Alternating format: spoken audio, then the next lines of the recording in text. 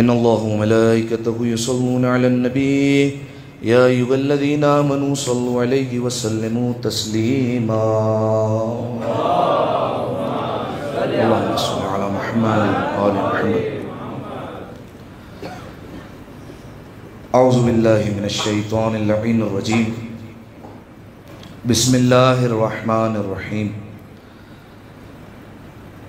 الحمد لله الذي يخلق ولم يخلق ويرزق ولا يرزق ويطعم ولا يطعم.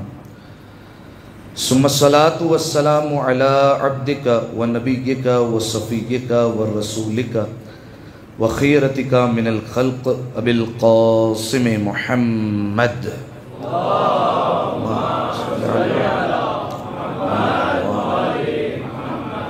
وعلى أهل بيته الطيبين الطاهرين المعصومين المظلومين سيما ابن عمه علي عليه السلام وهو النبأ العظيم والصراط المستقيم والقرآن الكريم وهو الصديق الأكبر والفاروق الأعظم وحبل الله المتين وإمام المسلمين ووصي رسول رب العالمين واللعنة الدائمة على أعدائهم أجمعين.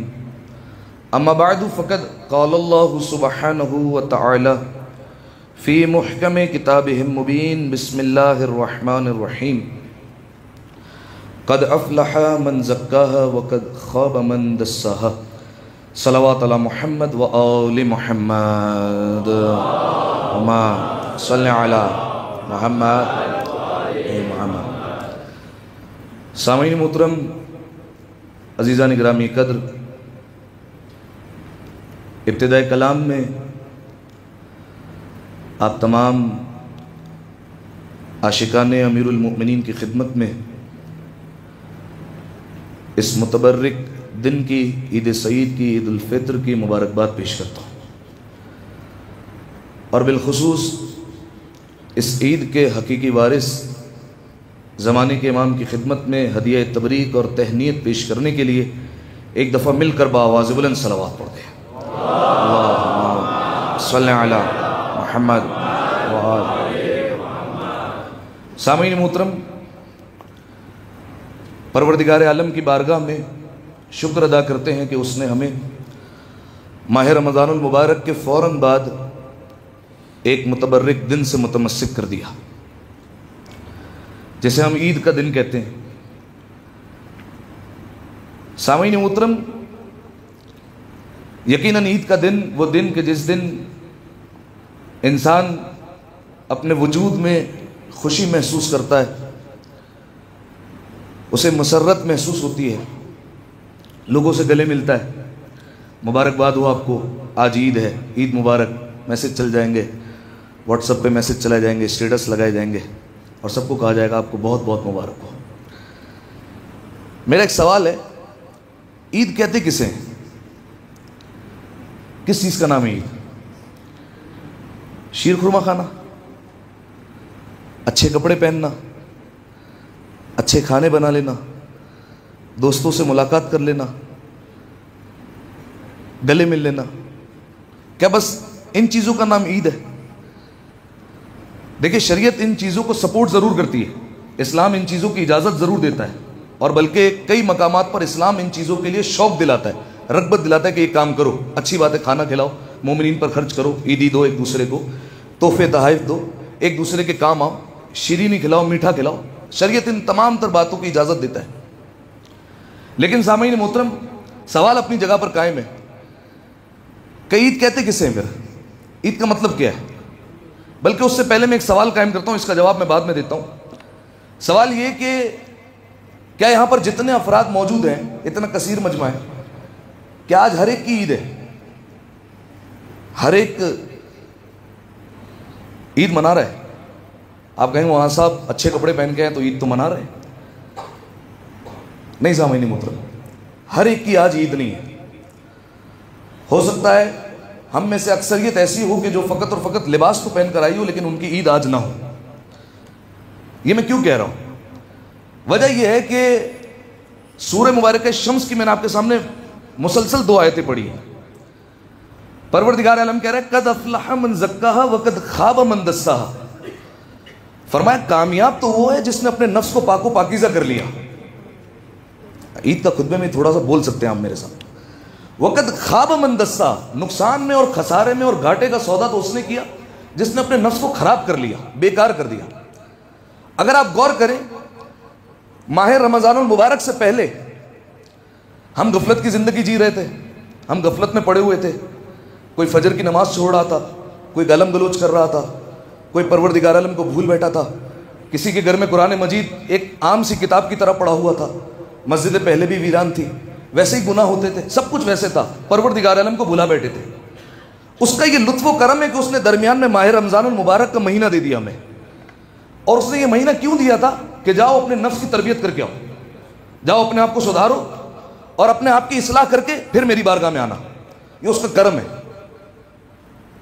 लिहाजा सामईन मोहतरम, जिसने माह रमज़ानुल मुबारक में अपने नफ्स को सुधार लिया, क्योंकि देखिए हर इंसान के दो दुश्मन हैं, एक है शैतान और एक है उसका नफ्स। शैतान को तो अल्लाह ने जंजीरों से बांधकर पहली रमज़ान को अंदर कर दिया, अब रह गया उसका अपना नफ्स। अकेली जंग तुम्हारे अपने नफ्स से है, इससे जीत कर आना है तुम्हें। यही सबसे बड़ा जिहाद है, जिहाद बिन नफ्स जिसे कहते हैं, इससे तुम्हें लड़ कर आना है। देखना ये कामयाब कौन होता है, मेरे मालिक कामयाब कौन होगा? कद अफलह मन ज़क्का, कामयाब तो वो है जिसने नफ्स को सुधार लिया, पाको पाकीज़ा कर लिया। मेरे मालिक फिर नुकसान में कौन रहा? कद खाब मन दस्सा, फरमाया जिसने अपने नफ्स को बिगाड़ लिया, फरमाया वो नुकसान में रह गया। तो सामईन मोहतरम, हर एक की ईद तो नहीं है, ये तो तय हो गया। अच्छे कपड़े पहनने से ईद नहीं हो जाती, बल्कि मेरे मौला का मुझे फरमान याद आ रहा है। मौला अमीर फरमाते हैं, फरमाया जिस दिन तुमसे कोई गुनाह ना हो वही तुम्हारे लिए ईद का दिन है। इससे बढ़कर क्या होगा? वही तुम्हारे लिए ईद का दिन है, उसी दिन ईद मनाओ तुम, जिस दिन तुमसे कोई गुनाह नहीं हो रहा। तो सामईन मोहतरम, ये एक महीना परवरदिगार आलम ने हमें दिया था तरबियत नफ्स के लिए। जाओ अपनी तरबियत करके आओ और देखो फिर उसके बाद तुम कामयाब होते हो या नहीं होते हो। ठीक है, यानी क्या किया था परवरदिगार आलम ने? तवज्जो रखिएगा, हम पहले की जिंदगी में गुनाह कर रहे थे, परवरदिगार आलम ने माह रमज़ानुल मुबारक लाकर खड़ा कर दिया। हम खाना नहीं खा रहे। खाना क्यों नहीं खा रहे हो? कहा अल्लाह ने मना किया है, अगर खा लेंगे तो रोज़ा टूट जाएगा। पानी क्यों नहीं पीते हो? कहा वो मना कर बैठा है, अगर पी लेंगे तो रोज़ा बातिल हो जाएगा। परवरदिगार आलम यही तो समझाना चाह रहा है। कब बाकी 11 महीने भी तो यही कह रहा था, गाली मत दो, नमाज पढ़ लो, सूद मत खाओ, गाने मत सुनो। फरमाया तुम 11 महीने मेरी नहीं मान रहे थे, लेकिन एक महीना जहां मैंने कहा खाना मत खाओ, पानी मत पियो, तुम मेरी मान ली तुमने, और फौरन तुमने मेरी मानना शुरू कर दी। इसका मतलब ये हुआ कि तुम में मानने की ताकत तो है, बाकी 11 महीने तुम जानबूझकर नहीं मानते हो। अगर चाहो तो तुम्हारा नफ्स इतना काबिल तो है कि तुम अपने आप को सुधार सकते हो, तुम्हारे अंदर इतनी सलाहियत है, कैपेबिलिटी तो है कि तुम अपने आप की इस्लाह कर सकते हो। तो सामईन मोहतरम, कामयाब वो हुआ जिसने अपने नफ्स को सुधार लिया और अपने आप को पाको पाकीज़ा कर लिया। अब सामईन मोहतरम, ये एक सवाल का जवाब हो गया कि ईद किसके लिए आज? ठीक है, जिसने अपने आप को सुधारा, जिसमें थोड़ी सी तब्दीली आई। ईद कहते किसे हैं? देखिए निकला है, ईद का लफ्ज़ जो निकला है वो निकला है औद से। औद कहता है पलट कर आना, दोबारा आ जाना। यानी जब हम गफलत की ज़िंदगी गुजार रहे थे, परवरदिगार आलम ने माह रमज़ानुल मुबारक दिया, इसमें हमने अपने आप को सुधारा। अब जब हमने अपने आप को सुधारा, अल्लाह ने ईद दे दी, अब आ जाओ पलट कर अपनी दोबारा ज़िंदगी पे, अपनी पुरानी ज़िंदगी पर आ जाओ। अब तुम सुधर गए हो, अब तुम जो है वो, अब तुम्हें रोज़े रखने की ज़रूरत नहीं है, अब तुम जो है वो दोबारा नॉर्मल रूटीन पर आ जाओ, और जो है वो अब तुम पलट कर आ जाओ अपनी पुरानी वाली ज़िंदगी पर। अब दोबारा जो है वो तुम्हारे नफ्स की तरबियत हो चुकी है, अब तुम दोबारा जो है वो पहले जैसी ज़िंदगी गुजारो। ठीक है, गुनाहों को तुम छोड़ चुके हो, तुमने नमाज पढ़ना शुरू कर दी, तुमने कुरान पढ़ना शुरू कर दिया। अब इन चीज़ों को लेकर साथ चलते रहो और जो है वो आगे बढ़ते रहो। अब मैं आपके सामने जो है वो मौला अमीर का फरमान रखता हूँ। पहले तो मैंने आपके सामने बयान कर लिया ना हम किसे ईद समझते हैं। अब आइए मौला अमीर की बारगाह में। अमीरुल मोमिनीन अली इब्न अबी तालिब अलैहिस्सलातु वस्सलाम, अल्लाहुम्मा सल्लि अला मुहम्मद। मैंने अमीरुल मोमिनीन का नाम लिया है भाई, अल्लाहुम्मा सल्लि अला मुहम्मद व आले। अमीरुल मोमिनीन फरमाते हैं कि जब तुम अपने घर से निकलो ईद के लिए, तो फरमाया कि जब तुम अपने घर से मुसल्ला ईद की तरफ जा रहे हो, यानी मस्जिद में आ रहे हो, तो फरमाया ये सोचो कि तुम्हें कब्रों से उठाया जा रहा है और अल्लाह ने तुम्हें क़यामत के मैदान की तरफ बुलाया है। ठीक है, अक्सर लोग देखते हैं ना सफ़ेद लिबास पहनते हैं, ठीक है, ईद वाले दिन। वो क्यों पहनते हैं? ये बुज़ुर्गों ने क्यों सिखाया है? ये बुज़ुर्ग क्यों पहनते थे? सफ़ेद रंग जो है वो कफन की अलामत होता है।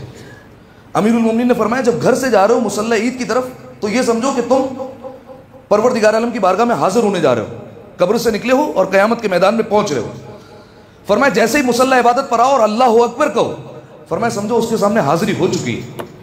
फरमाया जैसे ही नमाज खत्म हुई अब दोबारा अपने घर की तरफ जा रहे हो, तो फरमाया समझो अब नॉर्मल घर की तरफ नहीं जा रहे हो, फरमाया तुम अपने जन्नत की तरफ जा रहे हो। अल्लाह तुम्हें जन्नत में भेज रहा है, जन्नत की तरफ तुम दोबारा पलट कर जा रहे हो। ये मैंने एक जगह रिवायत पढ़ी थी कि अल्लाह जो है वो जन्नत की तरफ दोबारा भेज रहा है, तो वो कहने लगे मौलाना साहब हूर मिलेगी जन्नत में या नहीं मिलेगी? खामोशी बेहतर है यहां पर। सामईन मोहतरम, अमीरुल मोमिनीन ने फरमाया कि जब घर से निकलो मुसल्ला ईद की तरफ, ऐसे कि कब्र से जा रहे हो क़यामत के मैदान की तरफ, आ गए मुसल्ला इबादत पर, अल्लाह के सामने हाजिरी हो गई, दोबारा पलट कर जा रहे हो, परवरदिगार आलम तुम्हें जन्नत में भेज रहा है। ये जन्नत जो है वो थोड़ी सी बड़ी भी कीमत है।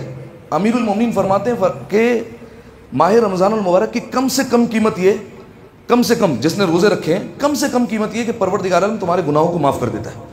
कम से कम कीमत है ये, बिल्कुल लीस्ट जिसको बोलते हैं ना कि ये तो मिलेगा कम से कम कि अल्लाह ने गुनाहों को माफ़ कर दिया, ठीक है। फिर उसके बाद किसी को जन्नत मिले, किसी को आला मकाम मिले, वो अलग है, लेकिन सबसे कम कीमत है कि तुम्हारे गुनाहों को बख्शा जा चुका है, तुम माफ़ कर दिए गए हो, ठीक है। ये सबसे तुम्हारी कम कीमत है। अच्छा मौला करे क्या? मौला का फरमान सुनिए।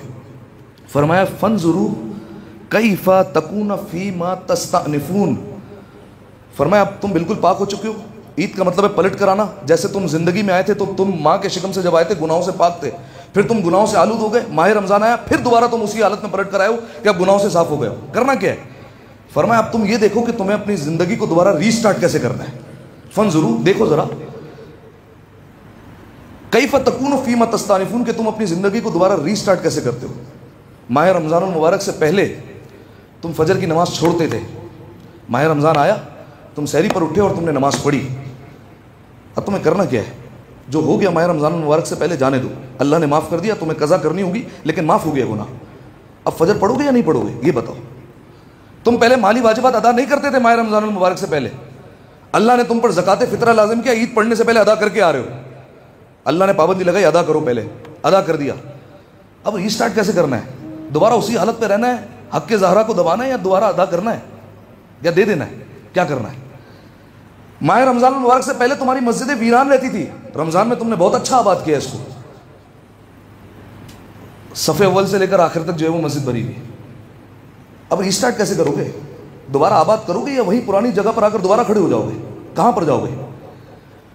तुम्हारे घरों में माह रमज़ान मुबारक से पहले कुरान ऐसे ही पढ़ा हुआ होता था, उस पर गुबारा टीवी होती थी, तुम आम किताबों को जितनी अहमियत देते थे उतनी कुरान को अहमियत नहीं देते थे। अब तुमने रमज़ान आया तो तुमने कुरान खानी शुरू की, कुरान पढ़ना शुरू किया, घरों में कुरान की तिलावत की। अब रीस्टार्ट कैसे करना है? दोबारा आओगे कुरान की तरफ या वही छोड़ दोगे और फिर 11 महीने ऐसे पड़ा रहेगा? करना क्या है तुम्हें? अमीरुल मोमिनीन ने फरमाया देखो तुम्हें रीस्टार्ट कैसे करना है, तुम कहां से दोबारा शुरू करोगे ये बताओ, ठीक है। ये अमीरुल मोमिनीन का पैगाम है। अगर पैगाम पहुंचा तो एक दफा सलवात हदिया करें मिलकर आवाज़ बुलंद, अल्लाहुम्मा सल्ली अला मुहम्मद व आले मुहम्मद। अब उलमा बयान फरमाते हैं कि अगर रीस्टार्ट करना है तो कैसे करें। उलमा बयान फरमाते हैं कि अगर आपको दोबारा रीस्टार्ट करना है, माफ करने से रीस्टार्ट करें, ठीक है। अगर किसी से नाराजगी है ना, उसको माफ करने से। अगर चाहते हैं कि अल्लाह भी आपको माफ करे तो, अगर चाहते हैं आप पर रहम किया जाए तो रहम करना पड़ेगा। अगर चाहते हैं माफी मिल जाए तो ये माफी जो है वो देनी पड़ेगी किसी को। ये दिल से कीना, हसद, बुग़्ज़, बैर, मुनाफिकत ये निकाल कर एक तरफ रखना पड़ेगा। ये रखेंगे तो फिर उसके बाद जो है वो परवरदिगार आलम से माफ़ी के तलबगार होंगे और परवरदिगार आलम से माफ़ी मिलेंगी। तो उलमा किराम बयान फरमाते हैं कि माफ़ी से रीस्टार्ट करो, दूसरों को माफ़ करने से अपनी ज़िंदगी का, नई ज़िंदगी का गोया के तुम आगाज़ करो। एक दफ़ा सलवात हदिया करें मिलकर आवाज़ बुलंद, अल्लाहुम्मा सल्ली अला मुहम्मद। एक इनाम तो मैंने आपकी खिदमत में बताया कि परवरदिगार आलम गुनाहों को माफ़ करता है। अब एक और आपके सामने बयान करता हूँ। अरबी को छोड़ते हुए फ़कत उर्दू तर्जुमे पर इक्तिफ़ा करते हैं। रिवायत के जुमले कि जब ईद का दिन आता है तो परवरदिगार आलम आसमान से फ़रिश्तों को नाजिल करता है। वो फरिश्ते आ जाते हैं ज़मीन पर और ज़मीन पर मुख्तलिफ शहरों में जाकर, मुख्तलिफ गलियों में जाकर, चबूतरों पर जाकर खड़े हो जाते हैं। और जहाँ मुसलमान का घर होता है वहाँ पर आकर ऐलान करते अखरिजू इला रब्बिल करीम, जाओ अपने परवरदिगार आलम की तरफ निकलो, यानी ईद की नमाज की तरफ बुलाते हैं। आओ अपने रब की तरफ, परवरदिगार आलम तुम्हें बुला रहा है। किस लिए बुला रहा है? कहा तुम्हें अल्लाह एक बड़ा इनाम देने वाला है और माफ़ी देने वाला है, जल्दी पहुँचो, ऐलान करते हैं। लोग लब्बैक कहते हैं और आते हैं यहाँ पर, ठीक है। जब लोग चल कर आ रहे होते हैं तो परवरदिगार आलम मलाइका से पूछता है, ऐ मेरे फरिश्तों ज़रा ये बताओ कि अगर एक अमल करने वाला, कोई काम करने वाला काम करे तो उसे क्या दिया जाए? ایک مزدور ہے, مزدوری کر رہا ہے, اسے کیا دے؟ فرشتوں نے بڑا اچھا جواب دیا, اور فرشتے بڑا اچھا جواب دیتے ہیں پالنے والے, اگر مزدوری اچھے سے کی ہے تو پوری پوری مزدوری دے دے, جو اس کا بدلہ بنتا ہے وہ دے دے. تو پروردگار عالم کہتا ہے ملائکہ میں تمہیں گواہ بنا کر کہتا ہوں, یاد رکھنا جنہوں نے ماہ رمضان میں مکمل روزے رکھے اور راتوں کو کھڑے ہو کر میری عبادت کی ہے اور عبادت کو انجام دیتے رہے, تمہیں گواہ بنا کر کہہ رہا ہوں کہ میں ان سے راضی ہو گیا. اس سے بڑا انعام نہیں ہوتا اللہ راضی ہو جائے. اللہ فاطمہ کے راضی ہونے سے راضی ہوتا ہے, ٹھیک ہے. اللہ راضی ہو گیا اور اللہ نے انہیں معاف کر دیا ہے, گواہ ہو جاؤ اس پر. اللہ نے انہیں مغفرت بھی دے دی اور اللہ نے انہیں اپنی رضا بھی دے دی. اس کے بعد پروردگار عالم اپنے بندوں کو مخاطب کر کے کہتا ہے, اے میرے بندو, اب تم دنیا و آخرت کی جو چیز مانگنا چاہتے ہو مجھ سے مانگو, میں تمہیں عطا کروں گا. جو مانگنا چاہتے ہو میں تمہیں دوں گا. یہ جتنے یہاں پر بیٹھے ہوئے نا, یہ وقت متبرک وقت ہے. دنیا و آخرت کا جو مانگنا ہے مانگے, پروردگار عالم عطا کرے گا, کیونکہ اس نے وعدہ کیا اور اپنی قسم کھائی عزت و جلالت کی. لیکن ایک سوال ہے پھر سے, مانگے تو کیا مانگے اللہ سے؟ اکثر میں ایک جملہ کہتا ہوں, مانگتے وقت انسان اپنی اوقات نہیں دیکھے, بعض اوقات انسان اپنی حیثیت سے مانگتا ہے. یہ دیکھیں سامنے دینے والا کون ہے, اس کے اعتبار سے مانگے. مانگنے کے بعد بھی مانگنے پالنے والے $100 سیلری بڑھ جائے میری بس, اب مانگ بھی یہ رہے. بے شک یہ ہے کہ جناب موسیٰ علیہ السلام سے کہا تھا کہ جوتے کا تسمہ بھی مانگنا ہے تو مجھ سے مانگو, لیکن دعا کرنے کا ایک سلیقہ ضرور ہے. ہدف بڑا ہونا چاہیے انسان کا, ہمیشہ ٹارگٹ بڑا ہو. ایک روایت آ گئی, بلکہ آپ کو سنا دیتا ہوں. پیغمبر اکرم کی خدمت میں ایک شخص آیا, آ کر کہتا ہے یا رسول اللہ فقیر ہوں. پیغمبر اکرم نے کھلی آفر دی, جو مانگنا ہے مانگ لے. کہتا ہے یا رسول اللہ ایک سواری دے دیں, ایک روٹی دے دیں اور ایک لباس دے دیں. پیغمبر اکرم نے اپنا حساب سے کہا کون دے گا تم میں سے؟ 2-3 افراد اٹھے, کہا یا رسول اللہ ہم دیتے ہیں. اس نے لیا اور چلا گیا. پیغمبر اکرم نے سر پر ہاتھ رکھا, کہا اف, اس سے اچھی تو بنی اسرائیل کی وہ بوڑھی عورت اچھی تھی جس نے اس سے زیادہ مانگا. کائنات کا سب سے بڑا رسول کہہ رہا ہے جو مانگنا ہے مانگو, اور یہ سامنے سے کہہ رہا ہے ایک روٹی چاہیے, ایک جو ہے وہ سواری چاہیے اور کھانا چاہیے, بس اور کچھ نہیں چاہیے. تو صحابیوں نے پوچھا یا رسول اللہ بنی اسرائیل کی کون سی عورت؟ اب بیان فرمایا کہ جب جناب موسیٰ علیہ السلام کا دور تھا تو پروردگار عالم نے جناب موسیٰ سے کہا, موسیٰ جاؤ ہمارے نبی یوسف کی قبر تلاش کرو اور لوگوں کو بتاؤ یوسف کی قبر کہاں ہے. جناب موسیٰ علیہ السلام نے کہا پالنے والے میرا زمانہ کہاں, یوسف کا زمانہ کہاں, اتنا عرصہ گزر چکا ہے, کہاں ان کی قبر ڈھونڈتے پھروں؟ کہا موسیٰ ہم نے کام دے دیا, ڈھونڈنا تمہارا کام ہے. جناب موسیٰ علیہ السلام نے اپنے اصحاب کو بلایا اور کہا کہ جاؤ جا کر جناب یوسف کی قبر تلاش کرو. تلاش کرتے کرتے ایک عورت کے پاس پہنچ گئے. اس عورت کے پاس جیسے ہی آئے, کہا بہت بوڑھی عورت تھی, اس نے کہا مجھے یوسف کی قبر پتہ ہے. کہا کہاں ہے قبر؟ کہا قبر کا پتہ کسے چاہیے؟ کہا موسیٰ کو. کہا پھر جسے ضرورت ہے وہ آئے پتہ لینے کے لیے, تم کیوں آئے؟ موسیٰ کو بھیجو. گئے جناب موسیٰ علیہ السلام کے پاس, جناب موسیٰ کو لے کر آئے. جناب موسیٰ علیہ السلام نے کہا کہ قبر کا پتہ کیا ہے؟ کہا ایسے ہی پتہ نہیں بتاؤں گی. کہا پھر؟ کہا 2 حاجتیں ہیں, اگر یہ 2 حاجتیں اللہ سے کر دیں تو پھر جو ہے وہ میں بتا دوں گی پتہ. کہا حاجتیں کیا ہے؟ اتنی بوڑھی ہو چکی تھی. کہا پہلی حاجت یہ اللہ مجھے دوبارہ جوان کرے اور آپ سے میری شادی ہو جائے, پہلی حاجت ہے. اب یہ اصحاب سن رہے وہ ہنس رہے ہیں. اور دوسری حاجت یہ ہے کہ جنت میں جہاں آپ رہیں گے وہیں میں رہوں گی, یہ میری دوسری حاجت ہے. کتنی بڑی حاجت مانگی. جب اصحاب ہنسنے لگے نا, کہا نبی اللہ یہ کیا مانگ رہی ہے, اتنا چھوٹا سا پتہ بتانے پر اتنی بڑی حاجت. جبریل آ گئے. اللہ کہہ رہا ہے دعا کا ہدف بڑا تھا تو میں قبول کر رہا ہوں اور اس کی دعا پوری ہوگی. یہ اب جنت میں تمہارے ساتھ بھی رہے گی, اس کو ہم جوان بھی کر رہے ہیں اور تم سے شادی بھی ہوگی. دعا کا ہمیشہ ہدف بڑا ہونا چاہیے. اب سوال یہ, پروردگار عالم قسم کھا کر کہہ رہا ہے اے میرے بندو مانگو. مانگے کیا؟ دیکھیں سامعین محترم, ہم مانگ چکے ہیں لیکن ہمیں پتہ نہیں ہم نے کیا مانگا ہے. جو بھی ہم نے دعائے قنوت پڑھا اس کے آخر میں ہم نے ایک دعا مانگی, اللہم انی اسألک خیر ما سألک بہ عبادک الصالحون. عبادک الصالحون سے کیا مراد ہے؟ صالح بندے. قرآن مجید میں ہے کہ ہم اپنے صالح بندوں کو حکومت دیں گے. چھٹے امام نے فرمایا کہ اس سے مراد ہمارا قائم ہے جس کی حکومت ملنے والی ہے. یعنی دعا کا ترجمہ کروں, پالنے والے جو کچھ زمانے کے امام نے تجھ سے مانگا ہے وہ ہمیں عطا کر دے, اور جس چیز سے زمانے کے امام نے پناہ مانگی ہے اس سے ہمیں دور کر دے. اس سے بڑھ کر دعا نہیں ہو سکتی. اور ساتھ میں ایک اور دعا کا اضافہ, میرے مالک یہ کون سی عید ہے جس میں صاحب عید ہی نہیں؟ اگر کسی کا عزیز و اقارب بھی غائب ہو جائے نا, دنیا سے چلا جائے, تو بندہ تڑپ کر رہ جاتا ہے, خاص طور پر خوشیوں کے موقع پر. ہمارا باپ پچھلے سال تک زندہ تھا, اس سال نہیں ہے. ہماری ماں پچھلے سال تک تھی, اپنے ہاتھوں سے یہ بنا کر کھلاتی تھی ہمیں, اس سال نہیں ہے. فلاں دوست ہوا کرتا تھا, اب نہیں ہے. یہ خیال عزیز و رشتہ داروں کے بارے میں آتا ہے, زمانے کے امام کے بارے میں نہیں آتا. تو سوچنے پر مجبور ہونا چاہیے کہ کیوں نہیں آتا خیال, کیوں خیال نہیں آ رہا. یہ دعائیں ندبہ جو ابتدا میں پڑھائی جاتی نا, ندبہ کا مطلب یہی ہے رونا, ندبہ کا مطلب یہی فریاد کرنا. یہ سوچ آئی کیوں نہیں رہی کہ زمانے کا امام ہے نہیں ہمارا، عید کیسے ہو رہی ہے ہماری؟ 4 مصرے پڑھوں آپ کے سامنے. یہ چاند جو ابھی عید کا چاند ہم نے دیکھا، یہ چاند نرجس کا چاند کب ہے؟ یہ چاند نرجس کا چاند کب ہے؟ جو روشنی کی نوید ہوگی، صدا بقیے سے آ رہی ہے، صدا بقیے سے آ رہی ہے، ظہور ہوگا تو عید ہوگی. اصل عید تو اسی دن ہوگی جس دن فرق کے چور پکڑے جائیں گے. اصل عید تو وہی ہے کہ جب امام حسین علیہ السلام کے قاتلوں سے انتقام لیا جائے. تو ہر عید پر جیسے ہم یاد کرتے ہیں اپنے عزیز و اقارب کو، ویسے یاد کرنا چاہیے ہمیں زمانے کے امام کو، کہ زمانے کے امام ہمارے درمیان کیوں نہیں ہے، ان کے بغیر ہماری عید کیسے ہو رہی ہے. یہ ہمارے ذہنوں میں خیال آنا چاہیے. اگر نہیں آتا تو ہمیں سوچنا چاہیے کہ یہ خیال کیوں نہیں آنا. ایک دفعہ صلوات دیا کریں مل کر بآواز بلند، اللہم صلی علی محمد وآل محمد. ایک بات بس اور بات ختم ہو گئی. زمانے کے امام کو ہم نے بھی یاد کیا. کوشش کیا کریں کہ ائمہ علیہ السلام کو ہدی اور تحفے بھیجتے رہا کریں.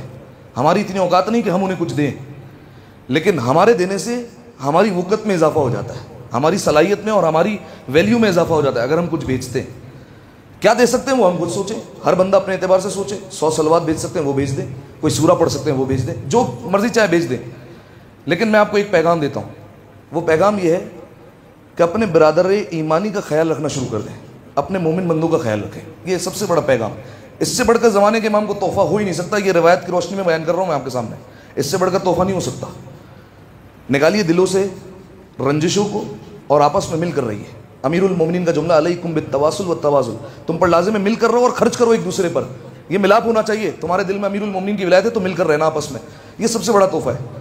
ہم بعض اوقات کسی مومن کو چھوٹا سمجھ لیتے ہیں تنخواہ کے اعتبار سے، فلاں جگہ ارے ہٹا یار اس کو، چھوٹا سمجھ لیتے ہیں، حقیر سمجھ لیتے ہیں. آپ کو نہیں پتا کہ مجمع میں کون جو ہے وہ زمانے کے امام کا کتنا قریب ہے. ٹھیک ہے، ایک حکایت رکھ دوں اور بات ختم کر دیتے ہیں. آیت اللہ خوئی نام سب نے سنا ہے نا، شمس العلماء، علماء کا سورج کہا جاتا ہے انہیں. آیت اللہ خوئی بیان کرتے ہیں، تقریباً جو ہے وہ آج سے 80-90 سال پرانا واقعہ ہوگا. یہ آیت اللہ خوئی بیان کرتے ہیں کہ پرانے زمانے میں اگر جو ہے وہ لوگ گئے ہوں زیارت پر تو وہ گواہی دیں گے کہ پرانے زمانے میں جو مدرسے ہوا کرتے تھے ان میں ایسا نہیں ہوتا تھا کہ ہر جو ہے وہ کمرے میں الگ سے واش روم ہے. ایک صحن میں واش روم ہوتا تھا، سب کو وہیں پر آنا پڑتا تھا. ٹھیک ہے، درمیان میں حوض ہوتا تھا، ایک کنواں ہوتا تھا، وہیں سے پانی بھرو، واش روم لے جاؤ اور اس کو استعمال کر کے دوبارہ وہیں پر آ جاؤ. اس مدرسے میں ایک خادم تھا، ایک خدمت کرنے والا تھا. وہ خدمت یہ کرتا تھا کہ کسی کو گوشت صاف کرنا ہے تو بڑھ کر آگے کہتا ہے میں گوشت صاف کر دوں. اس کا کام نہیں تھا یہ، اس کا کام صرف مدرسے کی دیکھ بھال کرنا تھا، لیکن وہ آگے بڑھتا تھا میں گوشت صاف کر دوں. وہ طالب علم کہہ دیتا تھا، یعنی حقیر سمجھتے ہوئے، کہا یہ تو اس کا کام ہے، کیجئے بسم اللہ، گوشت صاف کر دوں. اچھا میں آپ کے کپڑے دھو دوں، اپنے کپڑے دھونے جا رہا تھا تو آپ کے بھی دھو دیتا ہوں. کہا بسم اللہ، ہمارے بھی دھو دیجئے. اور ایک ڈیوٹی جو اس نے اپنے ذمہ باندھ لی تھی وہ یہ کہ جو طالب علم بھی واش روم جاتا تھا وہ اس کے لیے پانی بھرتا تھا اور واش روم کے باہر کھڑا رہتا تھا، اور اس کے بعد اس سے پوچھتا تھا اور پانی کی ضرورت ہے، اور حوض سے بھر بھر کے لا کر دیتا تھا. یہ اس کی ڈیوٹی تھی. ایک طالب علم جو اس مدرسے میں پڑھتا تھا وہ کہتا ہے میں رات کو اٹھا، شب بدھ تھی. شب بدھ جانتے ہیں آپ، مخصوصی ہے مسجد جمکران کی. ٹھیک ہے، دعائے توسل ہوتی ہے وہاں پر مسجد جمکران میں. کہا شب بدھ میں اٹھا، میں نے دیکھا وہ جو خادم ہے اس کے کمرے میں ایسی روشنی جیسے سورج کی روشنی ہوا کرتی ہے رات کا وقت. کہا ایسی روشنی جیسے سورج کی روشنی ہوتی ہے. کہا میں گیا دروازے کے قریب، میں نے سنا کان لگا کے تو کہا باتوں کی آواز ہو رہی تھی. کہا میں نے فقط اس خادم کی آواز سنی. وہ خادم کہہ رہا تھا اور اس طریقے سے بات کر رہا تھا، جی میں قربان، اور حکم کیجئے، آپ کا کام ہو جائے گا، جیسا آپ نے کہا ویسے ہی کریں گے، اور حکم کیجئے میں آپ پر قربان ہو جاؤں. اس طریقے سے بات ہو رہی ہے. کہتا میں تو رفع حاجت کرنے کے لیے اٹھا تھا. کہا میں نے کہا ہے کون یہ میں معلوم کر کے رہوں گا، لیکن فوراً گیا واش روم، پانی بھرا اور جو ہے وہ دروازے کی جھری سے دیکھتا رہا کہ یہ جو ہے وہ کوئی چلا نہ جائے یہاں سے. کہا فوراً جیسے ہی وہاں سے میں فری ہوا اور دیکھا جا کر تو اس کمرے میں اندھیرا. کہا میں نے دروازے پر دستک دی، وہ خادم جو ہے وہ آنکھوں کو مسلتے ہوئے باہر آیا. کہا کہ ابھی تمہارے کمرے میں کون تھا؟ کہا کون ہے کمرے میں؟ کہا بھی میں نے دیکھا تمہارے کمرے میں روشنی تھی، تمہارے کمرے سے باتیں کرنے کی آواز آ رہی تھی. کہا تمہیں غلط فہمی ہوئی ہوگی، یہاں تو کوئی بھی نہیں ہے. کہا اگر تم نے نہیں بتایا میں سارے مدرسے میں جا کر بتا دوں گا کہ اس کے کمرے میں کوئی آیا تھا آج. کہا کمرے میں آؤ. کمرے میں لے کر گیا اور بٹھایا اور کہا کہ دراصل تم مجھ سے وعدہ کرو کہ آج شب بدھ ہے، یہ بات جمعے کے دن ظہر سے پہلے پہلے کسی کو نہیں بتانا, ظہر کے بعد بتانا ہو بتا دینا, ظہر سے پہلے کسی کو نہیں بتانا. کہا اچھا کیا بات ہے؟ کہا صاحب الزمان ملنے آئے ہوئے تھے. صلی اللہ علیہ محمد. کہا ملاقات کے لیے آئے ہوئے تھے مجھ سے, ملنے کے لیے. اور صاحب الزمان نے آ کر کہا, چونکہ آپ جانتے ہیں پروردگار عالم نے اپنے اولیاء کو, اپنے دوستوں کو بندوں میں چھپا کر رکھا ہوا ہے. ہمیں نہیں پتا کون خدا کے کتنے قریب ہے اور اس کا دوست کون ہے, ہمیں نہیں پتا. اسی لیے علماء نصیحت کرتے ہیں جب زیارت پر جاتے ہیں نا, ہم دھکے دیتے ہوئے آگے جاتے ہیں. تمہیں کیا پتا کون جو ہے وہ موسیٰ ہے, کون عیسیٰ ہے, کون یحییٰ ہے, کون زکریا ہے, کون نبی ہے, کون ولی ہے, تمہیں کیا پتا. آرام سے جاؤ, ادب سے جاؤ. لہذا سامعین محترم, پروردگار عالم نے اپنے دوست بندوں میں چھپائے ہیں. تو زمانے کے امام نے اس سے کہا کہ دیکھو ہمارا فلاں بندہ جو فلاں جگہ پر ہوتا ہے وہ جمعے کے دن ظہر پر دنیا سے چلا جائے گا. ہم اس سے اکثر اپنے کام نکلوایا کرتے تھے اور اس سے کہتے تھے فلاں کام کر دو, فلاں کام کر دو, وہ ہمارے کام کیا کرتا تھا. کہ تم جمعے کے دن ظہر پر یہاں سے نکل جاؤ گے اور تم اب اس کی جگہ پر جانشین ہو اور تمہیں وہاں پر جو ہے وہ خدمت کرنی ہے, جو ہم حکم دیتے رہیں گے تمہیں وہ کام کرنے. جی قربان آپ پر, آپ نے جو کہہ دیا وہ ہو جائے گا, آپ جیسا کہہ رہے ہیں ویسا ہی ہوگا. یہ کہا. وہ جو عالم تھا, وہ جو طالب علم تھا جس نے یہ سنی بات, وہ اپنا سر پکڑ کر بیٹھ گیا. کام اس سے کیا کیا کام کرواتے ہیں, اس سے کپڑے دھلواتے ہیں, اس سے واش روم صاف کرواتے ہیں, اس سے جو ہے وہ کھانا بنواتے ہیں, اس سے گوشت صاف کرواتے ہیں. اور طالب علموں کو پتہ ہی نہیں ہے کون, یہ واش روم میں پانی بھر بھر کے دے رہا ہوتا ہے. اگلا دن نمودار ہوا, بدھ کا دن آیا, وہ ویسے ہی گوشت صاف کر کے دوں آپ کو, کپڑے صاف کر دوں. کہا میں سارا دن روتا رہا اسے دیکھ دیکھ کے, یہ لوگوں کو پتہ کب چلے گا کہ یہ ہے کون. کہا اس کے بعد جیسے ہی جمعے کا دن آیا, ظہر کا وقت ہوا, کہا اس نے اپنا سامان باندھا, سب طالب علموں کو الوداع کہا. کہا کوئی نہیں رو رہا تھا, کہا صرف میں رو رہا تھا. کہا میری آنکھوں سے آنسو جاری تھے. کہا لیکن میں کچھ کہہ نہیں سکتا تھا کیونکہ وعدہ لیا تھا. کہا جیسے اس نے مدرسے سے باہر قدم رکھا, میں نے طالب علموں سے کہا اس کو روک لو, یہ بہت بڑا بندہ ہے. طالب علم کہنے لگا ابے کون ہے, کیا ہے اس کی ویلیو, خادم ہی تو ہے, آ جائے گا دوبارہ پلٹ کر, اگر کہیں کام نہیں ملے گا تو ادھر ہی پلٹ کر آنا ہے. کہا اسے روک لو. اس نے کہا اگر طالب علم روکتے میں تو روکوں, کم از کم ذمہ داری پوری کروں. کہا میں باہر نکلا, اس شخص کو دیکھا وہ جا رہا تھا, ایک قدم اٹھایا, دوسرا قدم اٹھایا, یا صاحب الزمان ادرکنی, غائب ہو گیا اور چلا گیا. کہا اس کے بعد میں نے مدرسے میں آ کر کہا کہ یہ زمانے کے امام کا خاص بندہ تھا, زمانے کے امام کا خاص نمائندہ تھا جو مولا کے حکم پر کام کیا کرتا تھا. اب جو ہے وہ سارے سر پکڑ کے رونے لگے. پیغام فقط اور فقط اتنا سا ہے, ہمیں نہیں پتا ہوتا کہ کون جو ہے وہ کیا ہے اور زمانے کے امام کے سامنے کس کی کیا ویلیو ہے, ہمیں نہیں پتا ہوتا. ہم جو ہے وہ کبھی بعض اوقات اپنے اسٹاف میں کبھی کسی کام کرنے والے کو, کبھی کسی کالے کو, کبھی جو ہے وہ کسی کیئر ٹیکر کو, کبھی جو ہے وہ فلاں کمپنی میں اسٹاف کو, کبھی کسی کو ہم جو ہے وہ ایسے سنا دیتے ہیں یا ایسے بات کرتے ہیں جیسے وہ ہم سے جو ہے وہ انتہائی گرا ہوا انسان ہے. ہم اس طریقے سے بات کرتے ہیں. آپ کو پتہ نہیں حضور کہ کون زمانے کے امام کی خدمت میں کیا ہے اور کس کی ویلیو کیا ہے. لہٰذا سامعین محترم, بس زمانے کے امام کا تذکرہ ہوا تو فقط اور فقط میں آخر میں جو ہے وہ بات جوڑوں اور بات جو ہے وہ ختم کر دیتے ہیں. زمانے کے امام زیارت ناہیہ میں کچھ جملے کہتے ہیں, بس وہ میں 4-5 جملے پڑھ کے اور بات ختم کر دیتے ہیں. عید کا دن ہے اور زیارت امام حسین مخصوصی ہے عید کی. پروردگار عالم ہم سب کو عید الفطر کربلا معلیٰ میں دیکھنا نصیب فرمائے. کیا منظر ہوتا ہے کہ عید ہے اور سامنے حرم مولا حسین ہے اور امام حسین علیہ السلام کی بارگاہ ہے. اب زمانے کے امام کی بات آئی تو بس انہی کے جملے, اور جو ہے وہ اگر دل مغموم ہو جائے تو کیا ہی کہنے. زمانے کے امام کہتے ہیں سلام ہو اس پر کہ جس کے غم میں آسمان کے فرشتے بھی رو پڑے, سلام ان گریبانوں پر جو خون میں آلودہ ہو چکے تھے, سلام ان ہونٹوں پر جو پیاس کی وجہ سے بہت سوکھ چکے تھے, سلام ان شہداء پر جنہیں ٹکڑے ٹکڑے کر دیا گیا تھا. اس کا مطلب آپ سمجھیں, لیلا کے سامنے اکبر کا سر کٹا, رباب کے سامنے علی اصغر کا سر کٹا, فروا کے سامنے قاسم کا سر کٹا. سلام ان جسموں پر جنہیں برہنہ کر دیا گیا, جن کا لباس لوٹ لیا گیا, حتیٰ کہ حسین کی ہاتھوں میں جو انگوٹھی تھی اسے اتارنے کے لیے ظالموں نے مولا کی انگلی کو بھی شہید کر دیا. سلام ان اعضاء پر جنہیں جسموں سے کاٹ دیا گیا, سلام ان مستورات پر جنہیں بے ردا کر دیا گیا, سلام اس پر جسے اس کے خون سے ہی غسل دیا گیا, سلام ہو جس پر جسے ہر طرف سے نیزے مارے گئے, اس ریش پر سلام جو خون سے لال ہو گئی تھی, سلام جس کی شہرت کو بے دردی سے کاٹا گیا, ان دندان مبارک پر سلام جس پر شمر چھڑی مارتا تھا اور ہنس رہا تھا اور سکینہ دیکھ رہی تھی. سلام اس وقت پر کہ جس وقت شمر سینے پر تھا، مولا کی داڑھی کو پکڑا، امامہ اتارا، 13 ضربوں سے وار کیا۔ یہ سارا منظر زینب کبریٰ دیکھ رہی تھی۔ اس عالم میں حسین کبھی اپنے ہاتھ پھیلاتے تھے، کبھی پیر پھیلاتے تھے، کبھی ہاتھوں کو سمیٹتے تھے، کبھی پیروں کو سمیٹتے تھے، اور نیم آنکھوں سے اس وقت بھی اپنے بچوں کو دیکھ رہے تھے۔ یعنی حسین اس وقت بھی سکینہ کو دیکھ رہے تھے کہ میری بچی خیریت سے ہو۔ الا لعنت اللہ علی القوم الظالمین وسیعلم الذین ظلموا ای منقلب ینقلبون۔ دعا ہے پروردگار عالم سے، پروردگارہ ہماری اس عبادت کو اپنی بارگاہ میں قبول فرما، تمام گناہ صغیرہ اور کبیرہ کو معاف فرما۔ میرے مالک، ماہ رمضان المبارک گزر چکا، میرے مالک جتنی تیری عبادت ہو سکتی تھی ہم نے انجام دی، میرے مالک جتنی نیکیاں کر سکتے تھے کر لی، میرے مالک جتنے آنسو بہا سکتے تھے امیر کائنات پر بہائے، میرے مالک تمام عبادتوں کو، تمام عزاداریوں کو اپنی بارگاہ میں قبول فرما۔ میرے مالک آئندہ برس یہ شبہ قدر نجف اشرف، مسجد کوفہ اور کربلا معلیٰ میں کرنا نصیب فرما۔ میرے مالک ماہ رمضان گزر چکا، مسجد اب تک آباد تھی، ہو سکتا ہے دوبارہ ویران ہو جائے، میرے مالک ہمیں مسجدوں کو آباد رکھنے کی توفیق عطا فرما۔ میرے مالک ماہ رمضان قرآن کی بہار کا مہینہ تھا، میرے مالک ایسا نہ ہو قرآن پھر غبار میں اٹ جائے، میرے مالک ہمیں زیادہ سے زیادہ قرآن کی تلاوت کرنے کی توفیق عطا فرما۔ میرے مالک مومنین کے حقوق ادا کرنے کی توفیق عطا فرما، آپس میں محبت کا، الفت کا رشتہ قائم فرما، زمانے کے امام کے ظہور میں تعجیل فرما، ہمیں ان کے اعوان و انصار میں شمار فرما۔ اعوذ باللہ من الشیطان اللعین الرجیم، بسم اللہ الرحمن الرحیم، انا اعطیناک الکوثر فصل لربک وانحر ان شانئک هو الابتر۔ مل کر 3 دفعہ بآواز